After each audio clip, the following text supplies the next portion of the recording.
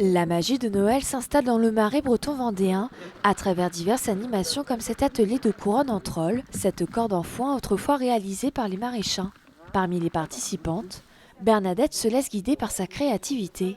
J'essaie de bricoler des petits nœuds avec de la toile de jute, du ruban, des petits fruits, des pommes de pin. Et voilà, de fabriquer soi-même et ensuite de l'accrocher à notre porte. Cet atelier manuel rencontre un véritable succès dans une démarche respectueuse de l'environnement et le savoir-faire local. L'idée, c'est de travailler que des éléments responsables, qu'on ne jette pas et qu'on n'ait pas besoin, qu'on peut recycler, etc. Donc l'idée, c'est d'être au plus proche du naturel. Et du coup, nous gardons pour l'atelier vraiment cette identité éco-responsable que nous avons sur ce musée. D'autres animations sont proposées aux visiteurs, dont le marché de producteurs et artisans locaux au sein de cette grange. À travers une dizaine de stands, on en trouve pour tous les goûts. Jouets, viande, miel et même de la bière. Un marché local pour faire des achats de Noël et idéal pour faire plaisir. C'est ce qu'on recherche d'abord avant tout, des produits locaux, faits chez nous, par des gens de chez nous.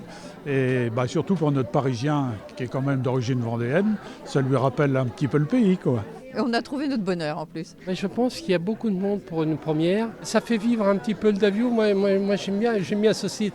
Pour ses 40 ans, l'écomusée voit les choses en grand en proposant son tout premier Noël avec l'ouverture exceptionnelle pour les habitants du territoire le temps d'un week-end.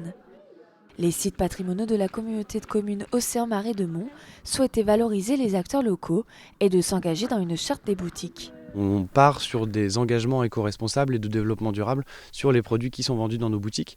Donc la fin du plastique dans les emballages, la fin du Made in China et aussi la mise en valeur de nos producteurs locaux.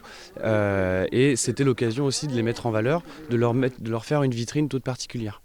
Ce premier Noël au Davio a réuni plus de 500 personnes. Le musée souhaite faire une deuxième édition de son marché pour faire perdurer la magie de Noël.